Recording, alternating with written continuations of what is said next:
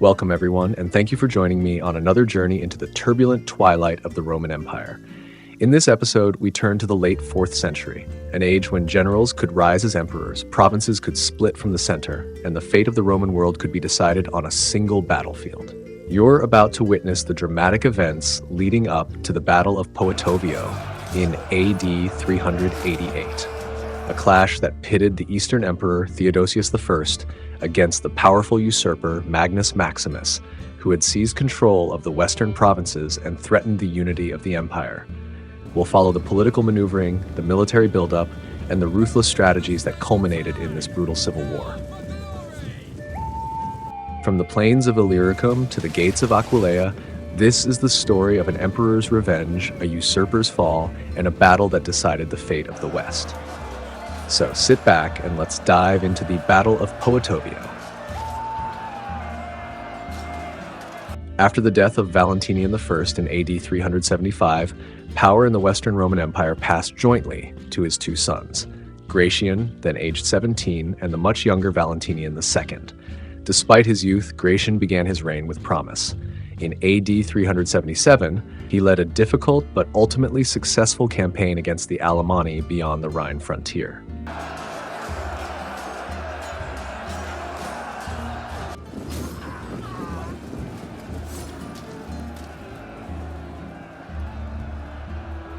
Following the catastrophic Roman defeat at the Battle of Adrianople in AD 378, where his uncle Valens perished fighting the Goths, Gratian responded with notable prudence. Recognizing the severity of the crisis, he appointed the capable general Theodosius as Augustus of the East, entrusting him with the task of stabilizing the region and countering the ongoing Gothic threat. Despite his promising start, Gratian soon fell out of favor with many of his Western subjects. His excessive favoritism toward his Alan bodyguards, along with his increasing neglect of administrative duties, generated widespread discontent. This dissatisfaction came to a head in AD 383, when the legions stationed in Britain rebelled and declared their commander, Magnus Maximus, emperor. At the time, Gratian was engaged in a campaign against the Alemanni. Upon receiving news of the usurpation, he quickly redirected his forces and began marching toward Paris. Meanwhile, Maximus acted swiftly. He transported his army across the English Channel, landing near the mouth of the Rhine, and advanced into Gaul. By the time Gratian reached Paris, Maximus had already arrived and was prepared to confront him. The fields outside Paris were shrouded in fog and uncertainty. For 5 days, the forces of Emperor Gratian and the usurper, Magnus Maximus, had engaged in scattered skirmishes, probing attacks, minor cavalry charges, and archery duels that tested each side's resolve, but yielded no decisive outcome. Gratian's men were exhausted. Many had grown disillusioned, not just from the long campaign against the Alemanni, but from the emperor's increasing aloofness and his reliance on Alan mercenaries, whose foreign customs and favored status sparked deep resentment among the Roman ranks. By the 5th evening, murmurs ran through the camps. Some officers had begun negotiations with Maximus's envoys in secret. The usurper, once seen as a distant rebel from Britain, now stood before them as a proven general with a disciplined army and the support of the western provinces. Gratian, isolated and uncertain, watched as loyalty bled from his command. Then, overnight, it collapsed. Entire cohorts defected. The few loyal units that remained advised the emperor to flee. Gratian mounted a swift horse and rode south with a small escort, hoping to regroup in the relative safety of Lugdunum. But Maximus had prepared for this. His cavalry, experienced in rapid pursuit, were unleashed at dawn. They moved with precision, cutting off roads, seizing bridges, and pressing ever closer to their quarry. Near the outskirts of Lugdunum, Gratian's party was overtaken. Surrounded and betrayed, Gratian was captured. Despite some calls for leniency, the orders were clear. Maximus would not risk a living rival becoming a rallying figure. The young emperor, once hailed as a virtuous ruler, was executed shortly after his capture. The death of Gratian left the Western Roman Empire in a precarious state. In theory, authority now passed to his half-brother, the 12-year-old Valentinian the Second, but in practice, real power had shifted to the usurper Magnus Maximus. Surprisingly, rather than pressing his advantage and launching an invasion of Italy, Maximus chose a more cautious path. He established his imperial court at Augusta Treverorum, modern Trier, consolidating his control over Gaul, Hispania, and Britannia. Instead of continuing the civil conflict, he sought to legitimize his position through diplomatic means. In the east, Theodosius the First, who owed his elevation to Gratian, now faced a grave dilemma. To refuse recognition to Maximus would have honored Gratian's memory, but likely triggered a prolonged civil war, one the empire, already strained by barbarian incursions, might not survive. Weighing the dangers, Theodosius chose a pragmatic compromise. He agreed to acknowledge Maximus as emperor in the west, on the condition that Valentinian the Second, though still a child, be allowed to retain his position as co-emperor in Italy, with his mother Justina acting as regent. Maximus accepted this arrangement, and for the time being, civil war was averted. Yet such peace, especially in the fragmented and increasingly volatile Roman world of the late 4th century, was never built to last. In AD 387, the Eastern Roman Empire was shaken by widespread unrest following an unpopular tax edict issued by Theodosius the First. Meanwhile, in the Western Empire, internal tensions were rising as well. Justina, the regent for the now 16-year-old Valentinian the Second, had provoked opposition in Italy due to her adherence to Arian Christianity, a doctrine condemned by the Nicene Church, and her ongoing disputes with the influential and widely respected Bishop Ambrose of Mediolanum, modern Milan.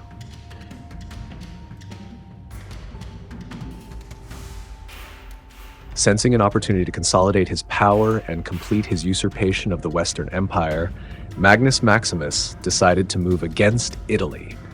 To disguise his intentions, he claimed he was sending troops to reinforce the Rhaetian frontier against barbarian incursions. In reality, this was a calculated deception.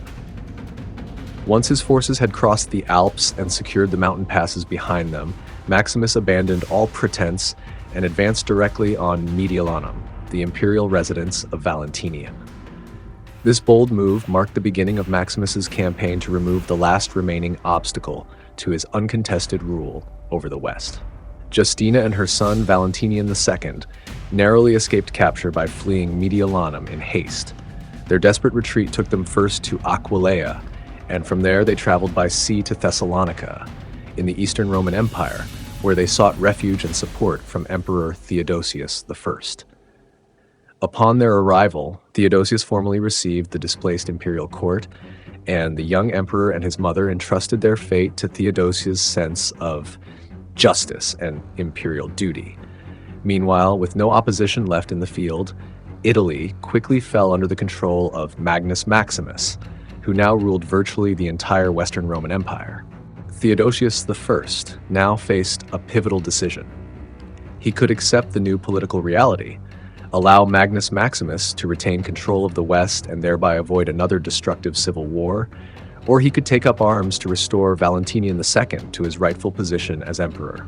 Each option carried serious risks and potential rewards. Stability and peace argued for inaction, but duty, legitimacy, and dynastic alliance pointed toward intervention. Ultimately, Theodosius chose to support Valentinian.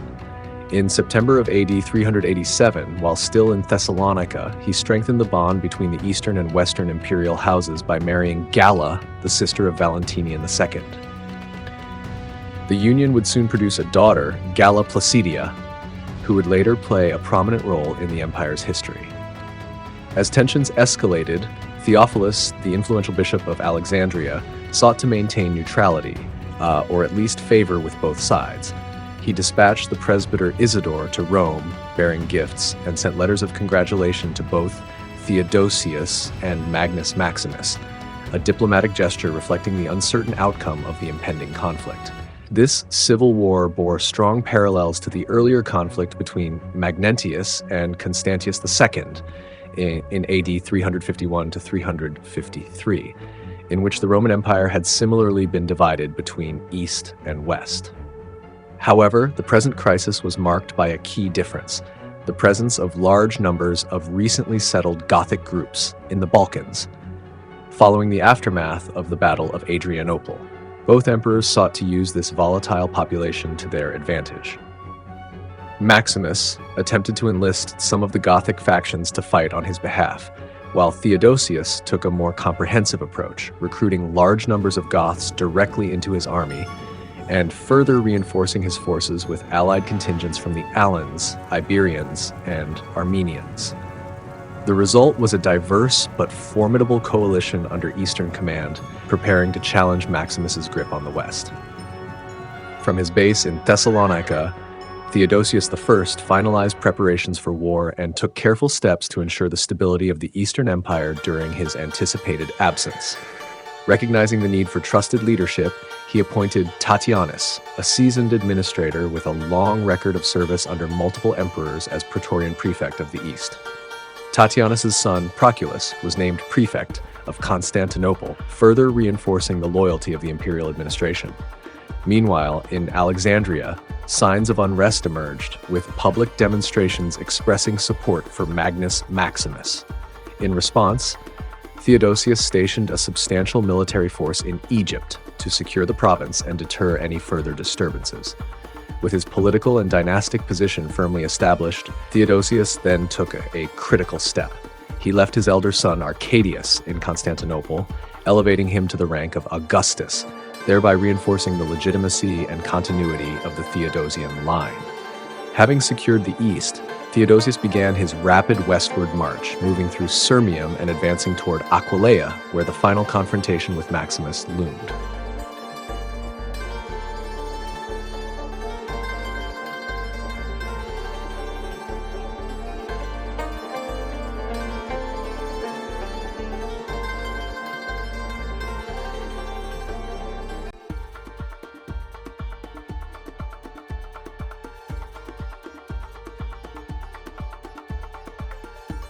In the meantime, Magnus Maximus, anticipating a confrontation with the eastern forces, had undertaken military operations along the frontier.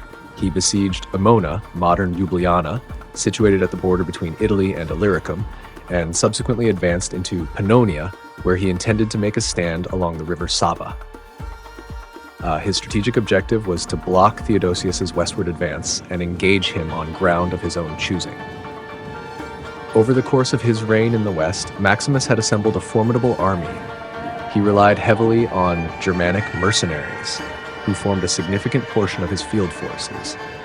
In addition, he commanded the regular legions and provincial troops of Gaul, Britain, and Hispania, giving him access to some of the most experienced and well-equipped military units in the Western Empire.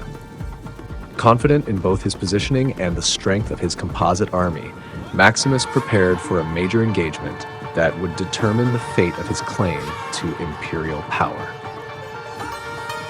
Theodosius the First, in contrast to his rival, held several key advantages. He possessed superior naval power and commanded the support of numerous Gothic foederati, many of whom had been recently settled in Thrace and Asia Minor following the conclusion of the Gothic War.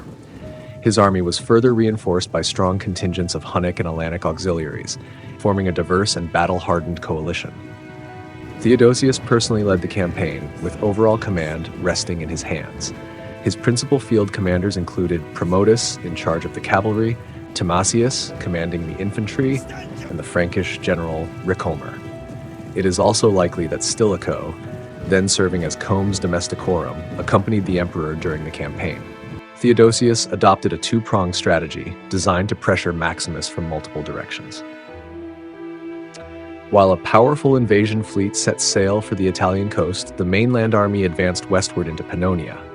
The goal was to force Maximus into a vulnerable position by attacking simultaneously by land and sea, potentially trapping his forces between the converging armies. At the same time, Theodosius dispatched his trusted Frankish lieutenant Arbogast to move northward through Raetia, following the Danube into Gaul, with the objective of threatening or seizing Maximus's capital at Augusta Treverorum. While both sides commanded substantial forces, it would ultimately be superior generalship and coordination, rather than numbers alone, that would determine the outcome of the conflict. Although Theodosius the First had taken time to carefully organize and prepare his campaign, his subsequent movements were swift and highly effective. Acting with speed and precision, he he caught Magnus Maximus off guard, disrupting the Western Emperor's defensive plans. At this time, Maximus had established his headquarters at Aquileia, the key strategic gateway into Italy. His principal general, Androgathius, was stationed with a strong force near the approaches to the Julian Alps, guarding the routes through which any eastern invasion might come. Additionally, a forward detachment had been dispatched to occupy Siscia, modern Sisak, positioned on the River Sava to block Theodosius's direct advance into northern Italy.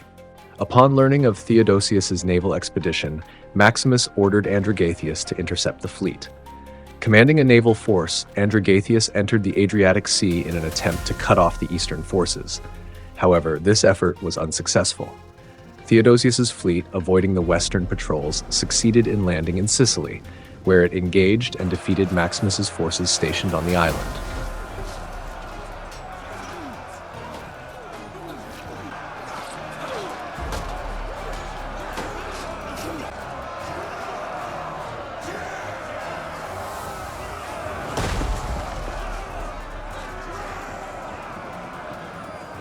This victory secured a key position in the Western Mediterranean and further disrupted Maximus's strategic cohesion. In Pannonia, the defensive preparations at Siccia were still incomplete when Theodosius's army, advancing rapidly and spearheaded by its swift-moving Hunnic and Alanic cavalry, arrived in the region. The afternoon air hung thick with dust and heat as the Eastern Roman cavalry approached the River Sava. The glint of sunlight on horse armor and spearheads flashed above the grasslands as Theodosius's foederati, Alans, Huns, and Goths formed up in loose ranks, their scouts already signaling the ford was lightly defended. On the far bank, Maximus's infantry, mainly Gallic levies and Germanic auxiliaries, lounged in camp, unaware of how close the enemy had come. Defensive pickets were minimal. The river, it seemed, was expected to do the work of a wall. Then the Eastern Roman cavalry charged. With a thunder of hooves, hundreds of riders plunged into the shallows, horses churning up water and mud.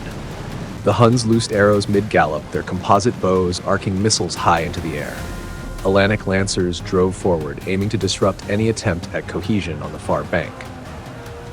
Panic rippled through Maximus's front lines. Hastily roused troops tried to form ranks, but the shower of arrows and the speed of the enemy charge shattered their cohesion. Some fled, others stood firm, and skirmishes broke out along the uneven riverside terrain. For hours, the battle ebbed and flowed in the waning light. Germanic warriors rallied to shield walls, and Gallic units attempted to hold ridgelines and low brush, but Theodosius's cavalry, though unable to break them completely, maintained relentless pressure. By sunset, with casualties mounting and command structure fraying, Maximus's forces withdrew, not routed, but clearly shaken. The eastern vanguard held the riverbank.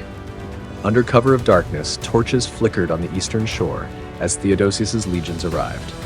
Engineers laid down temporary planks and causeways, while infantry and cavalry crossed the river in disciplined waves, reinforcing the hard-won foothold. By dawn, Theodosius's army stood united on the western side of the Sava, and the road to Aquileia was open. The rolling plains around Poetovio, a Roman stronghold on the Drava River, had never witnessed such an assembly. Dust rose in columns as two imperial armies converged, one flying the eagle of Theodosius the First, the other under the banner of the usurper Magnus Maximus, his main force now descending from Illyricum, led in part by his brother Marcellinus. Theodosius's army, by now reinforced by the full strength of his eastern legions, Gothic foederati, and contingents of Alans and Huns, advanced steadily west. Scouts reported Maximus's army forming to the north of the city, drawn up in disciplined ranks, a mosaic of Gallic infantry, Germanic auxiliaries, and veteran units from Britain and Hispania. As dawn broke, the two armies faced each other across the open plain, banners fluttering, horns sounding, and soldiers tightening their grips on shield straps and spear shafts. This was no skirmish. It was a pitched battle that would decide the fate of the Western Empire.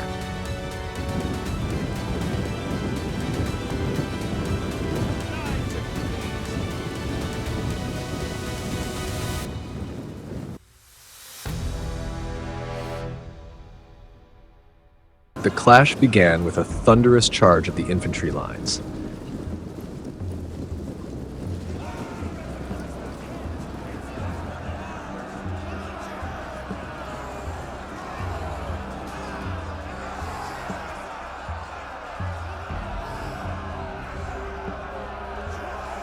On the left and right flanks, cavalry from both sides surged forward, but the engagement quickly became deadlocked. Hunnic horse archers circled and fired, while Maximus's Germanic cavalry countered with forceful charges, neither side gaining a clear advantage. The flanks were locked in a brutal stalemate. At the center, the real test of strength unfolded. Theodosius's eastern infantry, hardened by years of frontier warfare, slammed into Maximus's Gallic and Spanish line, shield walls cracking under pressure. According to contemporary accounts, Maximus's troops fought with the desperation of gladiators, unyielding, silent, and ferocious. Many chose to die in place rather than retreat, their formations collapsing only as their numbers dwindled. Marcellinus, commanding from a forward position, tried to rally the faltering line, but Theodosius's Gothic infantry, now surging with momentum, punched through a weak point in the center. Panic rippled across the western ranks. The usurper's army began to buckle.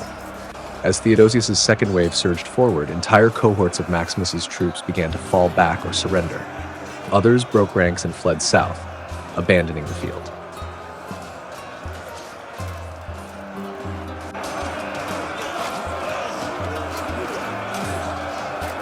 By late afternoon, the battlefield was littered with the fallen, and the cries of wounded men echoed over the plain. Theodosius stood victorious, not through sheer numbers, but through disciplined coordination and relentless pressure.